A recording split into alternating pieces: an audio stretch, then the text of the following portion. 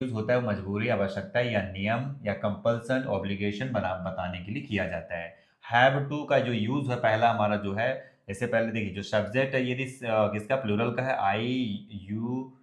I you we दे, और plural अगर noun होता है तब यहाँ पास क्या लगाते हैं, हम हैव टू का यूज करते हैं। तो जिसमें subject plus have to plus verb का फर्स्ट फॉर्म। एग्जांपल है, I have to go to school, मुझे स्कूल जाना पड़ता है।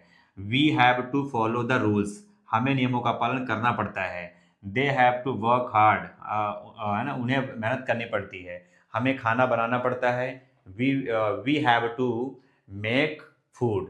ठीक है, तो इस तरीके से आप इसका हैव टू का यूज कर सकते हैं। इस तरीके से बातें, हैज टू का यूज, हैज टू का यूज सिंगुलर सब्जेक्ट के लिए होता है, जैसे ही, सी, इट, और सिंगुलर नाउन के लिए। स्ट्रक्चर इसका है subject plus has to verb का फर्स्ट फॉर्म। एग्जांपल है, he has to wake up early, उसे जल्दी उठना पड़ता है।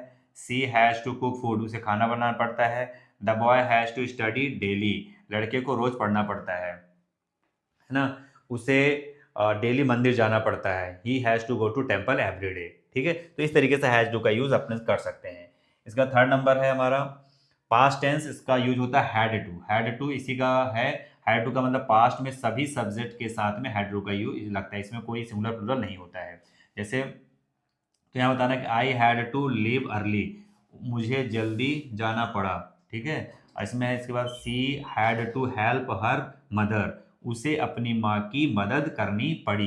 तो इस तरह जहाँ पास है पढ़ा, पढ़ी या पढ़ता था, ऐसा अगर आता है तो वहाँ पास क्या है, हैड टू का यूज़ किया जाता है। ये बहुत ही इंपॉर्टेंट मॉडल वर्ब है इंग्लिश बोलने के लिए।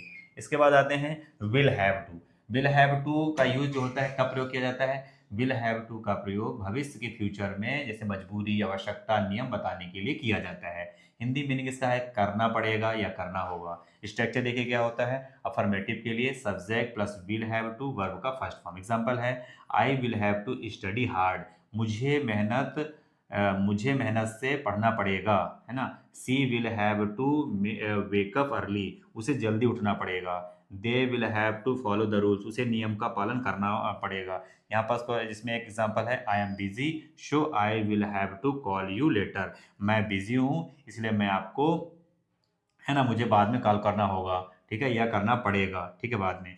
इफ़ इट रेन्स, यदि वर्षा होती है, we will have to stay at home, मुझे अगर बारिश होती है तो मुझे क्या है, घर पे रुकना पड़ेगा। She is ill so he will have to see the doctor. ठीक है, यदि वह ना किसी इज़ इल, वह बीमार है इसीलिए उसे डॉक्टर के पास ले जाना पड़ेगा। तो इस तरीके से जहाँ भी पड़ेगा, है ना, अर्थ आएगा